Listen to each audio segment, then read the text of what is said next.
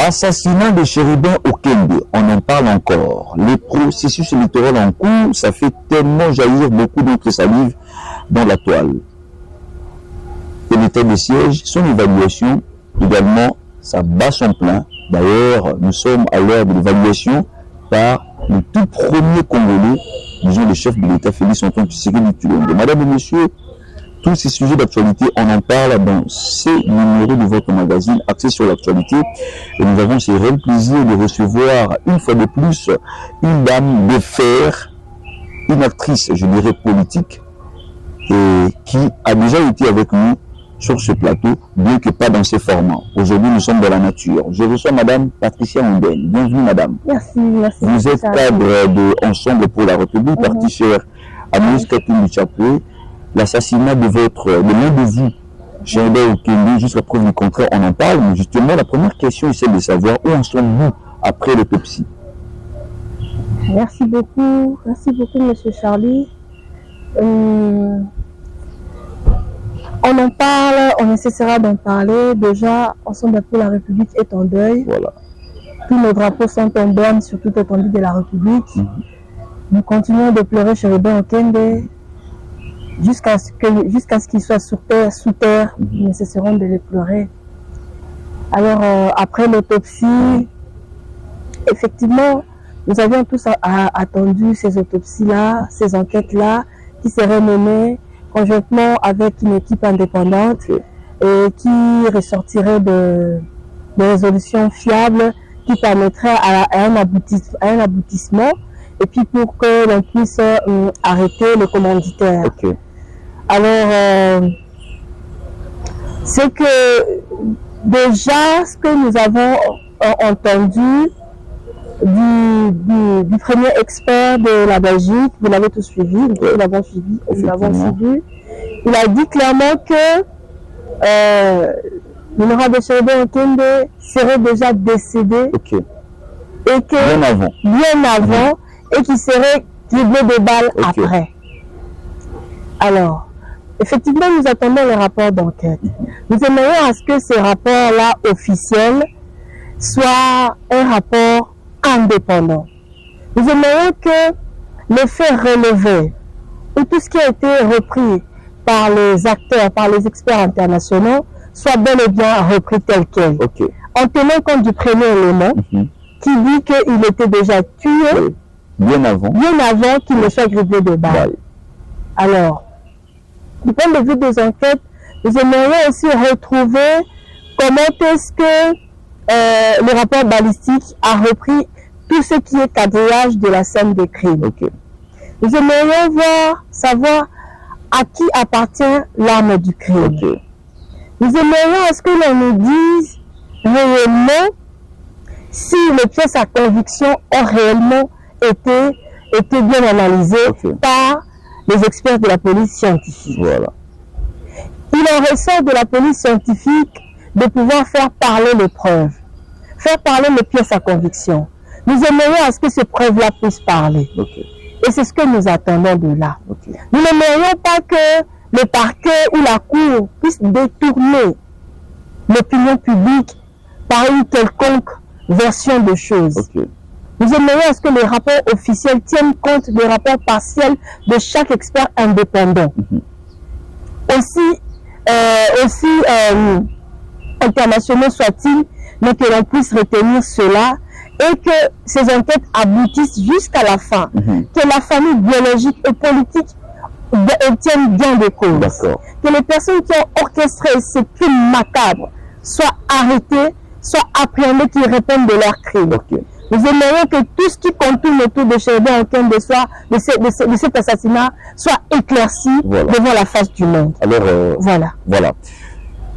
On en parle. Aujourd'hui, nous avons déjà les premiers résultats, c'est-à-dire des experts en rapport avec l'autopsie. Nous avons, voilà, c'est encore partiel. Le dossier est encore au niveau de la justice. Tout le monde le sait.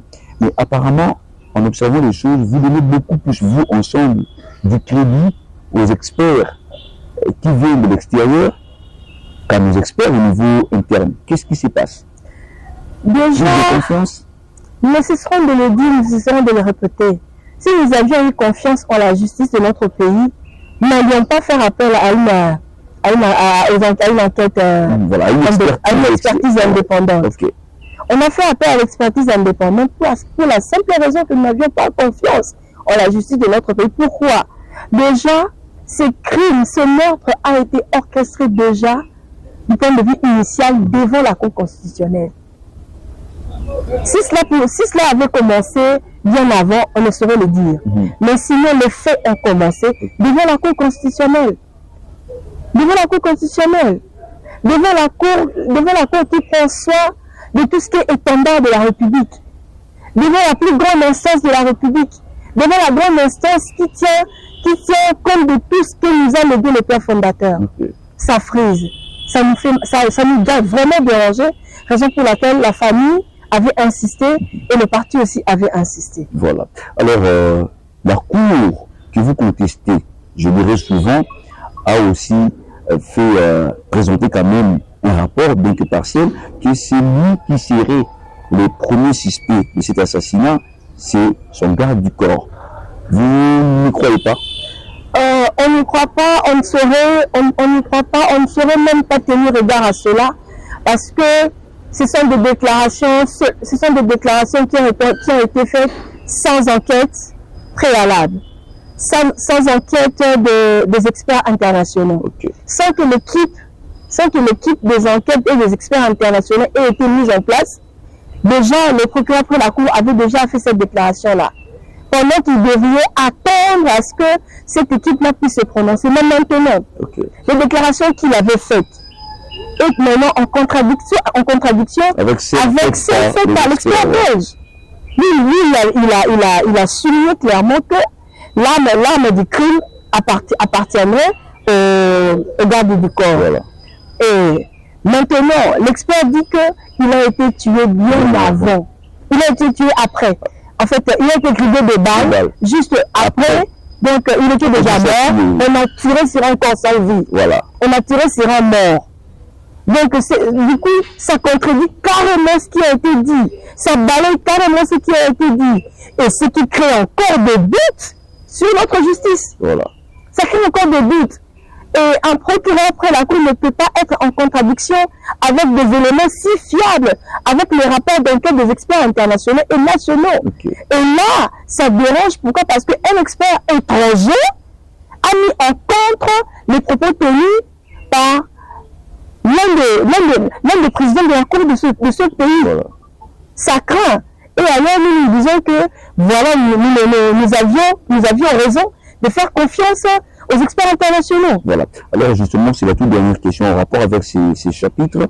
Aujourd'hui, votre parti a mis quand même, je dirais, une somme en termes de cagnotte. C'est pour encourager ceux qui vont attraper les gens, je dirais, les commanditaires de l'assassinat de Sordin Okende. En quelque sorte, on veut faire voir aux gens qu'ensemble, votre parti a des moyens où on veut biaiser voilà, la procédure qui est déjà en cours. C'est quoi vraiment la motivation? Monsieur Charlie, est-ce que je peux vous répondre par une question? Vous avez des preuves sur ce que vous venez de me dire tout à l'heure? Non, mais il y avait une somme qui était... Non, avez-vous des preuves?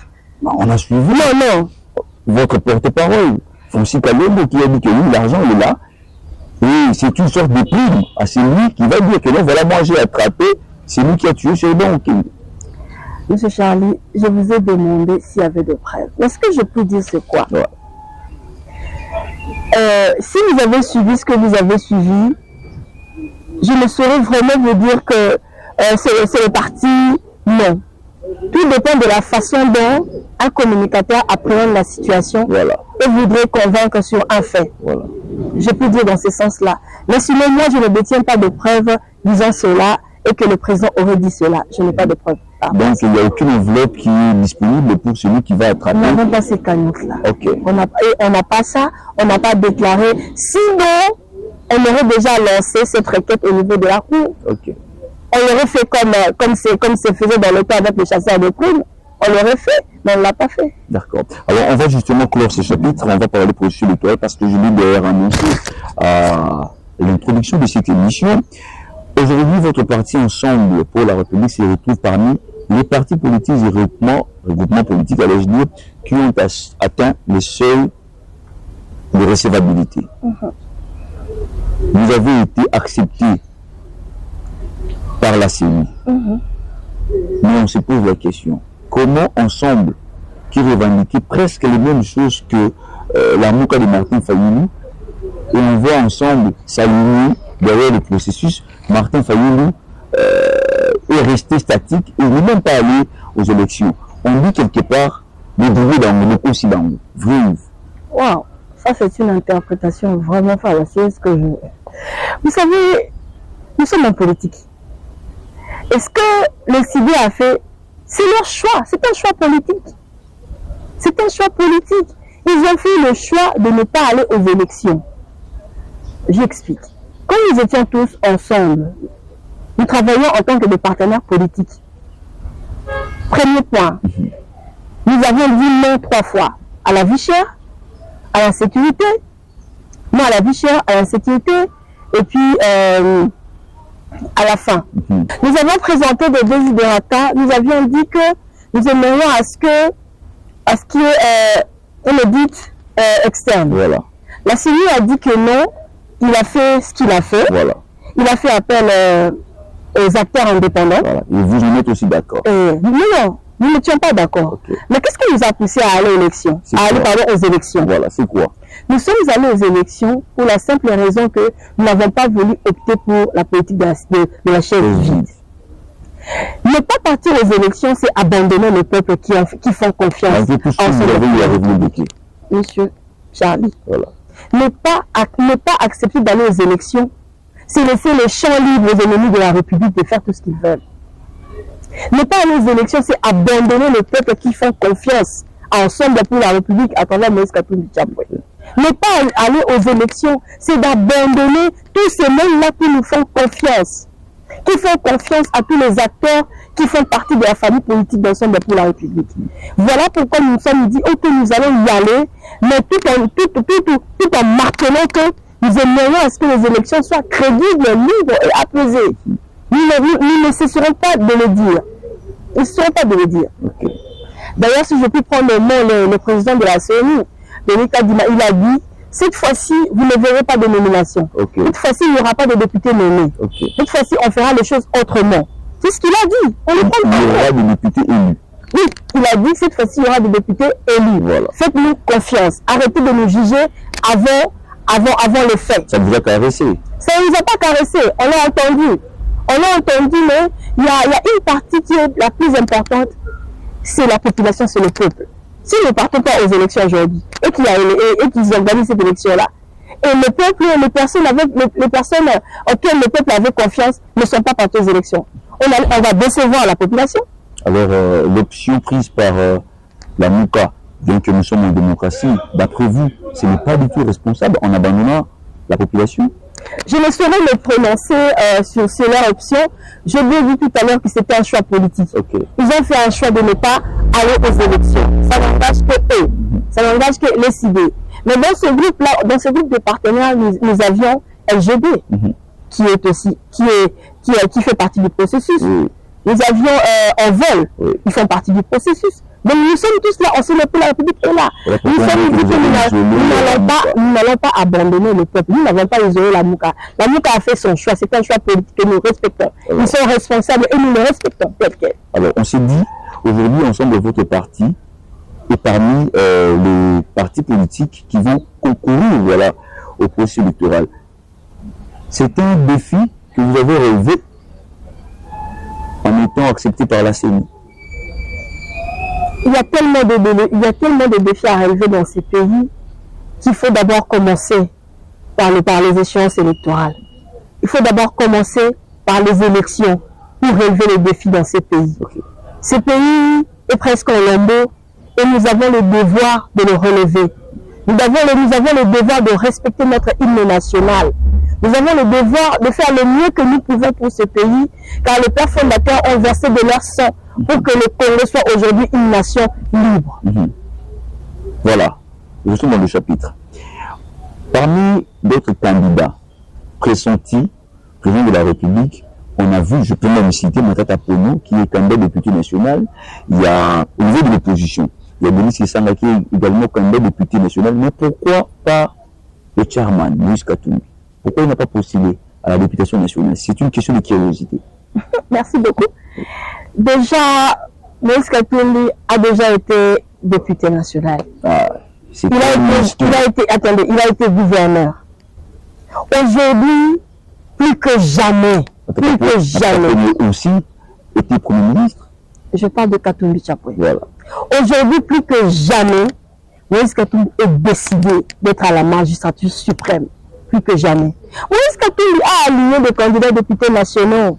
Il a aligné près de 480 des candidats députés. C'est le chef de file. Pourquoi il ira lui-même aussi parmi ces généraux? Il a largué ses généraux, il a largué ses amirals, il a largué des lieutenants, il a largué des lieutenants au niveau de tout ce qui est au niveau des municipalités. Il l'a fait. Il reste à la magistrature suprême comme le chef de file avec tous ces candidats députés qui seront certainement élus. Et nous irons en ordre de bataille, pas en ordre dispersé, en ordre de bataille, en respectant les rangs, en respectant les mots d'ordre pour le bien-être de la République démocratique du Congo, pour l'intérêt supérieur de la nation. Voilà pourquoi Moïse Katumbi est candidat à la magistrature suprême. Vous avez les élections aujourd'hui, vous avez mis de côté tout ce que vous avez eu à revendiquer. Vous irez comme tel, pas des fichiers, du fichier électoral, des élections chaotiques dont vous avez décrié dans le passé, tout ce que vous avez en fait réclamé, ça n'a pas été pris en compte, mais vous avez quand même accepté d'y aller. Monsieur Charlie, quand un adversaire veut vous tendre un piège, il faut savoir comment sortir de cette émaille. Il faut savoir comment sortir de cet étau. Quand il voudrait vous tendre un piège, il faut savoir comment en sortir. Et en tirer des conséquences positives ou négatives. Mais nous avons en tiré des conséquences en termes de la République. Ni plus ni moins. Donc on peut espérer à la candidature de Moïse Katumbi comme candidat président de la République. Moïse Katumbi l'a dit au dernier congrès tenu à Lubumbashi qu'il est le candidat, c'est le seul candidat président au niveau d'ensemble pour la République et tous les partis le soutiennent et tous les partis on est d'accord. Vous croyez qu'il fera réellement tout ça? Félix Tshisekedi? Non, mais mon Dieu, dans ce pays, c'est quel parti qui est visé? C'est quel parti qui a le plus perdu dans ce pays? Nous avons perdu la voix du parti. Nous avons perdu Sheridan Okende, qui était la voix du parti, le porte-parole du parti, le chef de tous les communicateurs du parti. On nous l'a enlevé, on l'a arraché. Nous avons Mike Mukeba qui est en prison, qui a été enlevé, cagoulé. Aujourd'hui, il est en prison. Nous avons Salomon Kalenda qui est en prison. Nous avons Daniel Safou qui est en cavale. Non, mais si nous ne sommes pas attaqués, si vous ne voyez pas, je ne sais pas quelle preuve vous attendez encore. Solange Mafuta, elle a été agressée lors d'une activité pacifique. Je ne sais pas qu'est-ce que vous voulez encore voir pour que vous acceptiez qu'Ensemble pour la République est visé. Qu'attendez-vous encore de plus? Vous voulez un mot de plus pour accepter? Ensemble pour la République fait partie et parmi les partis qui sont les plus sérieux dans ce pays. Si on peut citer 2-3 partis sérieux, on commencera à Ensemble pour la République et les autres. On commencera. On va commencer par Ensemble pour la République et les autres. Pourquoi? Pourquoi? Parce que tout simplement, s'il y a un parti aujourd'hui qui fait peur face au parti au pouvoir, c'est Ensemble pour la République. C'est Moïse Katumbi Chapwe. Les faits nous l'ont démontré. Les faits nous l'ont démontré. Les faits nous l'ont démontré. Les attaques nous l'ont démontré. Les menaces nous l'ont démontré. Les enlèvements nous l'ont démontré. Et à la fin de compte, un crime nous l'a démontré. Que voulez-vous de plus, M. Charlie? Je pense que je suis en face d'une femme politique. On parle élection. Est-ce que vous-même aussi, vous serez partie prenante? Je serai partie prenante à ce processus et j'en fais partie d'ailleurs. Je suis candidate à la députation nationale pour la circonscription de Moamba. Moamba. Oui. Quelles sont vos motivations? Je pourrais dire pourquoi vous postulez. Pourquoi je postule? Oui. Déjà, je postule pour qu'il y ait renversement de la situation. Il faut une nouvelle classe politique. Ok. Dans ces pays, on se pose la question de savoir s'il y a une fonction qui serait de nommer député ou parlementaire. On se demande. La transition de 2006, il y a de ceux-là qui ont fait partie de cette transition-là. Ils y sont encore. 2011, 2018, ils y sont encore. 2023, ils y sont encore. Ils sont lamentablement déçus, le peuple congolais. Ils ont lamentablement échoué. Et le peuple congolais n'en veut plus. Si je puis parler d'un cas d'espèce aujourd'hui, nous avons parlé de flambée de prix aussi. Nous avons parlé de l'inflation de la monnaie. Nous n'avons même pas vu le ministre de l'économie et des finances. Nous n'avons pas vu la présidente de la Banque centrale, le gouverneur de la Banque centrale être rappelé au niveau de l'Assemblée nationale. On ne les a pas rappelés. Tandis que c'est un sujet qui dérange la population. C'est un sujet qui dérange la population, qui est mal à l'aise, qui met en souffrance les paniers de la ménagère. Et vous, les députés devraient interpeller tous ces responsables. Ils devraient les interpeller, les savoir le pourquoi. Aujourd'hui, nous assistons à un désordre incroyable. Monsieur, un désordre incroyable. Nous voyons comment est-ce que le pays est géré. On parle à tout bout de champ de détournement. Nous assistons à une scène incroyable. Nous vivons aujourd'hui la gabegie financière incroyable. La gabegie financière incroyable sous le nez d'un chef du gouvernement. Pensez-vous que Moïse Katumbi fera autrement? Moïse Katumbi fera autrement à travers nous, les députés qui seront élus. Il fera autrement. Vous avez parlé tout à l'heure du renouvellement de la classe politique. Qu'est-ce que vous reprochez concrètement à cette ancienne classe politique dont vous voulez remplacer? Déjà, l'ancienne classe politique avait échoué.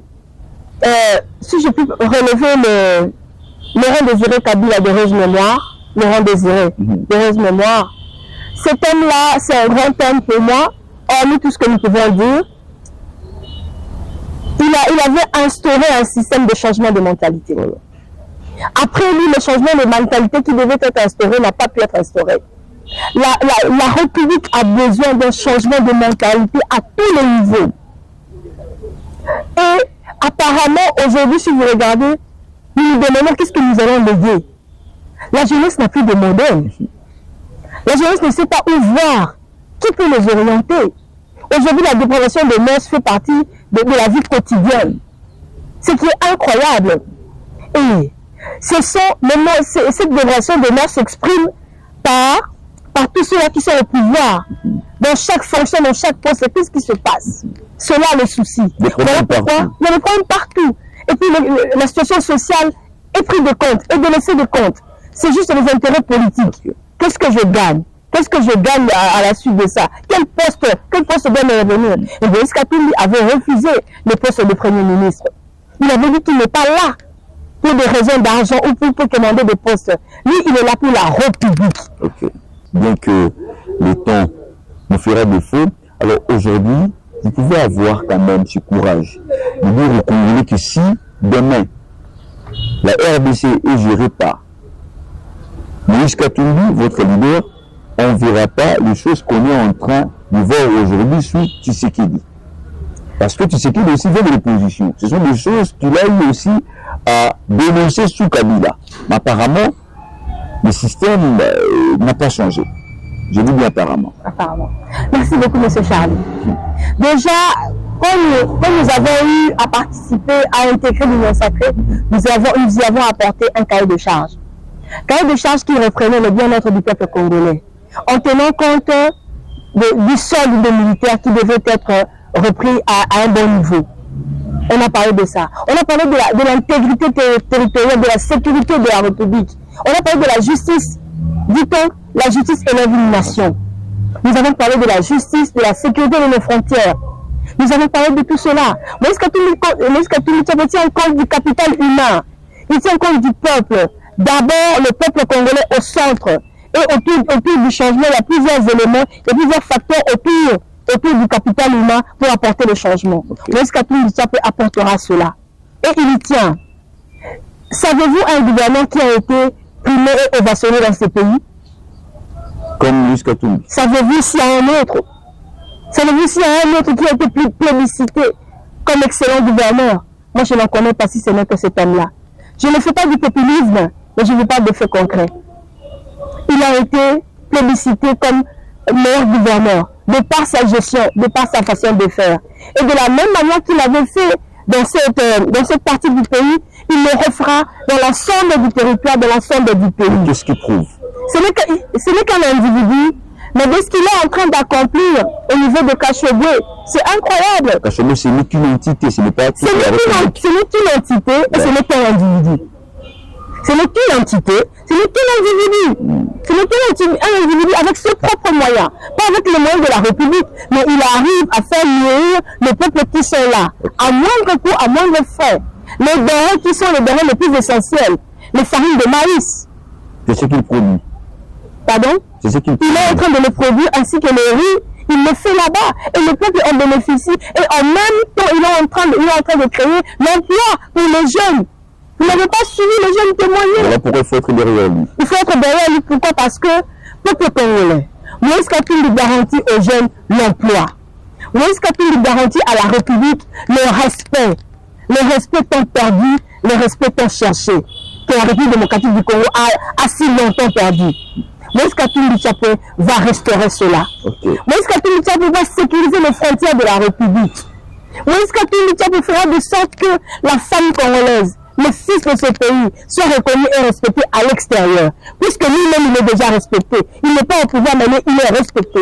Aujourd'hui, parmi les personnalités politiques qui sont respectées du point de vue international, Moïse Katumbi en fait partie. Il est respecté. Et les personnalités politiques acceptent de ne pas venir au niveau du capital, mais ils vont à Lubumbashi rencontrer cet homme-là pour échanger avec lui sur ses prouesses. Comment il fait pour changer les choses? Comment il s'organise pour le bien-être de la population congolaise? On lui pose ce genre de questions. Les gens suivent Moïse Katumbi par rapport à ses idées ou par rapport à ses moyens financiers? Les gens suivent. En tout cas, c'est un mauvais discours que les gens ont partagé de nous. Ils salissent Moïse Katumbi, ils salissent Ensemble pour la République. C'est un individu qui a su gérer ce bien, qui a su se promouvoir de son jeune âge. Et il a grandi comme ça dans l'excellence. Il a grandi dans l'excellence. C'est son côté en tant que personnalité, en tant que personne, en tant que Katumbi Tchapé. C'est juste ça. Mais seulement, en termes de la République, nous ne parlons pas de ses avoirs. Nous parlons de ses visions, de sa vision, pardon, de son idéologie. Voilà pourquoi nous l'avons suivi. Voilà pourquoi le peuple congolais a adhéré Ensemble pour la République. Voilà pourquoi aujourd'hui il y a des candidats à tous les niveaux pour soutenir les programmes de cet homme-là, les idées de cet homme-là, la vision de cet homme-là. Moïse Katumbi ne vise pas la magistrature suprême pour s'acheter des jets, puisqu'il en a, il vient d'en acheter. Il n'est pas encore le pouvoir. Moïse Katumbi ne vise pas le pouvoir pour s'enrichir. Il a grandi comme ça. Il a grandi comme ça. Il a su comment régénérer et développer. Si on parle aujourd'hui de Moïse Katumbi qui est grand, c'est parce que c'est un homme qui sait comment régénérer, qui s'est développé, qui s'est changé, qui sait faire fonctionner, qui sait ressortir des bénéfices, qui sait ressortir du résultat et un bon répondant. Voilà pourquoi. Pourquoi tous ces éloges? Ce ne sont pas des éloges, ce n'est que la vérité. Je ne fais pas du populisme. Moi, je suis technicien de formation. Je suis agent de développement, je suis expert en management de projet, je sais de quoi je parle. J'ai vu cet homme à l'œuvre. Je l'ai vu à l'œuvre. Je l'ai vu comment transformer les choses. Donc c'est un très bon manager. Qui peut gérer le pays. Si le peuple congolais le fait confiance comme nous sommes en train de le faire, qu'il continue, qu'il n'abandonne pas, qu'il ne se laisse pas influencer par les ennemis de la République, qu'il ne se laisse pas influencer par des dossiers fallacieux, par des dossiers de mensonges, sur des nationalités, sur n'importe quoi, qui reste serein, qui reste confiant, à travers Ensemble pour la République, avec Moïse Katumbi Tchapé, pour le changement dans ce pays, il le fera. Il le fera. Fallacieux dont vous faites allusion, c'est justement parce que ça touche aux opposants. Oh là là, Vous savez, si tous ces dossiers-là, si Moïse Katumbi ne s'était pas prononcé comme candidat, on allait même pas parler de tous ces dossiers-là. Mais je tiens les noms qui n'ont plus d'importance. Il est victime. Moïse Katumbi est victime, il est victimisé. Pourquoi? Parce qu'ils savent que si ce monsieur vient à la tête du pays, on saura réellement voir que ces gens-là avaient réellement négligé le pays. On arrive sûrement à la fin de notre émission. La toute dernière question, c'est de savoir aujourd'hui, on évalue l'état des sièges. 2 ans après, est-ce qu'on peut dire que ça a donné les résultats probants, selon vous, madame? Je commencerai par dire, qu'en est-il de Bunagana? Entre les mains des rebelles. Qu'en est-il de tous ces massacres de tous ces massacres qui ne cessent de continuer? Ça n'a pas commencé aussi aujourd'hui ces histoires. Qu'en est-il de ces enfants? Pardon? Ça n'a pas commencé aussi aujourd'hui ces histoires. Vous savez, quand vous dites que vous voulez être président de la République, vous venez pour apporter des solutions aux problèmes. Ça a été un problème et le problème devait s'arrêter. Puisque en venant au pouvoir, il fallait venir avec une solution. Quand vous entrez au pouvoir et que là, les problèmes perdurent, la situation ne change pas, cela veut dire tout simplement que vous n'aviez pas songé aux résolutions et aux résultats, aux inputs à apporter pour le changement. Voilà pourquoi les problèmes perdurent. Je dirais que l'état de siège, pour moi, n'est pas une réussite. C'est juste un échec. Pourquoi? Parce que le peuple congolais a toujours été en deuil tous les jours. Hein? Tous les jours. C'est tous les jours que ça tire là-bas. C'est tous les jours qui apportent des portions du territoire national. C'est tous les jours. Ils ont reconquis l'Est. Ils ont reconquis cette partie-là. Aujourd'hui, Bunagana est apprivoisé. C'est quand? C'est durant l'état de siège. Aujourd'hui, s'il y a aujourd'hui des cas de déplacés, des cas de famine à l'extrême à l'est du pays, mais c'est durant l'état de siège. Aujourd'hui, s'il y a augmentation du taux de la mortalité infantile, c'est durant la période de l'état de siège. Si aujourd'hui nous parlons de la famine continue et accrue, la communauté internationale, la MONUSCO, a déclaré qu'il faut vraiment intervenir de façon la plus conséquente possible pour sauver le peuple de ce coin-là. C'est durant l'état de siège. Qu'est-ce qu'elle a apporté? Les morts continuent, la famine continue, les femmes souffrent, les enfants pleurent, le nombre d'orphelins ne fait que s'accroître. Moi, je dirais qu'on attend. Enfin, aujourd'hui, c'est le dernier jour de la table ronde. Oui. On aimerait que ces évaluations-là aient des éléments concrets, qu'ils aient le courage, avec amour de la République, de nous dire qu'ils ont bel et bien échoué. Alors, qu'est-ce qu'ils devraient nécessairement faire pour résoudre cette question de sécurité, d'après vous, si pas l'état de siège? En tout cas, selon moi, ce que je peux dire en tant qu'acteur de terrain, acteur de développement, il aurait fallu qu'il y ait d'abord une évaluation de tout ce qui s'est passé à l'est du pays. Une évaluation qui aurait dû mettre sur une table les différents acteurs, les différentes parties prenantes. Les grands multinationaux devraient faire partie de ces échanges-là. Pour faire l'évaluation, pour évaluer qu'est-ce qui s'est passé, où est-ce qu'on en est là aujourd'hui. Et du coup, on devait aussi faire appel au président Joseph Kabila, qui en son temps, cette histoire n'était plus, on n'en parlait plus. On devait aussi l'intégrer dans cette rencontre-là, dans ces assises-là. Les multinationaux, tous ces pays-là, internationaux qui sont forts, qui ont l'habitude de pouvoir participer dans la gestion des liens comme des prêts de la République démocratique du Congo, les pays voisins, le Rwanda qui nous attaquent, qui nous agressent, tous ils devaient se réunir et faire une évaluation.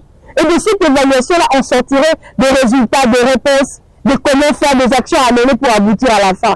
Aussi, intégrer Joseph Kabila dans ces discussions-là. Chose qui n'a pas été faite. Chose qui n'a pas été faite. Alors, là, moi je pense qu'ils vont tourner autour du pot. On ne va pas justement tout finir aujourd'hui. Je pense que les idées continuent toujours à jaillir. Vous avez toujours été disponible pour nous. Merci d'ailleurs pour cette disponibilité. Merci. Pour ce numéro, on arrive sûrement à la fin. Mais quel message avez-vous comme nous en avons l'habitude, devant ces milliers de Congolais qui vous suivent en ce net moment. Peuple congolais, chers frères et sœurs, chers camarades, peuple congolais, chers frères et sœurs, chers camarades, nous voici aux échéances électorales. Nous voici au moment tant attendu, qui sont les élections. Faites confiance à Ensemble pour la République. Faites confiance aux députés alignés par Ensemble pour la République. Faites confiance aux candidats alignés par Ensemble pour la République. Car ils sont là pour le changement de la nation. Ils sont là pour relever les défis de ces pays. Ils sont là pour que la vie change. Ils sont là pour que la justice élève bel et bien cette nation. Voilà pourquoi je vous demande, ensemble, unissons-nous main dans la main autour des candidats, autour des prétendus candidats aux élections nationales, provinciales, municipales. Faites confiance aux candidats alignés par Ensemble pour la République et à son candidat président Moïse Katumbi Tshapé aux élections du 20 décembre 2020. Moïse Katumbi Tshapé et tous les candidats à la députation à tous les niveaux, ils sont là pour le changement de la nation. Ils ne sont pas là pour faire rabaisser la République, mais ils sont là pour le changement. Et nous insistons sur la justice. Demain, c'est le procès de Salomon Ibikalemba qui va commencer. Nous réclamons sa libération. Nous réclamons la justice pour Sheridan Otembe. Nous réclamons la libération de Mike Mukebai. Nous réclamons que Daniel Safi soit rétabli dans ses droits, qu'il ne soit plus en cavale. Nous réclamons la justice.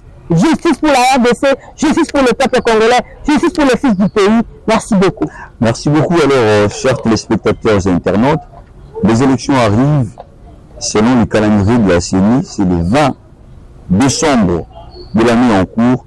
Il faut se préparer sérieusement, justement pour rafler les sièges. Et ici, je dois quand même le souligner, nous avions eu l'honneur de recevoir pour vous, Madame Patricia Ondem, cadre de Ensemble pour la République, mais elle est également candidate députée nationale dans la circonscription électorale de Moamba. Bonne chance, Madame. Merci. On attend le moment X, comme on dit, pour justement parler de votre vision, parce que là, on n'est pas encore à la campagne électorale.